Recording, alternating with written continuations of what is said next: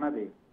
పాడుతా తీయగా కార్యక్రమం ద్వారా సాహిత్య రంగంలో తెలుగు జాతికి ఆణిముత్య అయినటువంటి పాటలను అనునిత్యం వినిపిస్తూ ఈరోజు ఔన్నత్యాన్ని గుర్తు చేస్తున్నటువంటి వ్యక్తి రామోజీరావు గారు. ఆయన మరణం తెలుగు జాతికి తీరని లోటు.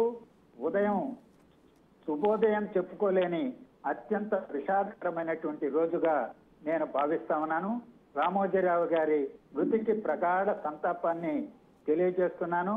వారి కుటుంబ సభ్యులకి నా సానుభూతిని తెలియజేస్తున్నాను.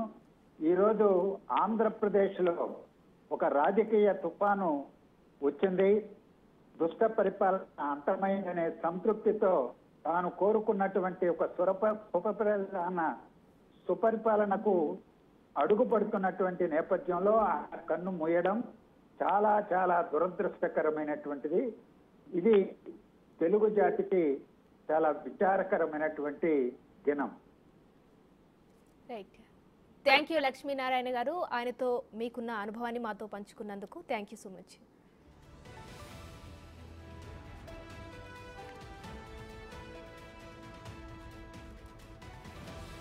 ప్రముఖ ఈనాడు గ్రూప్ సంస్థల అధినేత చెరుకూరి రామోజీరావు కన్నుమూశారు. ఈ నెల 5న ఆయనకు శ్వాస తీసుకోవడంలో ఇబ్బంది కలగడంతో ఆయనను ఆసుపత్రిలో జాయిన్ చేశారు ఆయన కుటుంబ సభ్యులు. ఇక అక్కడ చికిత్స పొందుతూ ఆయన తుది శ్వాస విడిచారు. శనివారం తెల్లవారుజామున 4:50 ఇక ఫిల్మ్ సిటీలోని నివాసానికి ఆయన పార్థివ దేహాన్ని కూడా కుటుంబ సభ్యులు తరలించనున్నారు. ఇక 1936 నవంబర్ 16న కృష్ణా జిల్లా పెదపారుపూడిలో రామోజీరావు జన్మించారు. ఆయన అసలు పేరు చెరుకూరి రామయ్య. ఈనాడు దినపత్రికను ప్రారంభించి తెలుగునాట రామోజీరావు ఒక సంచలనం సృష్టించారు. దినపత్రికతో పాటు ఎన్నో సంస్థలను కూడా రామోజీరావు స్థాపించారు.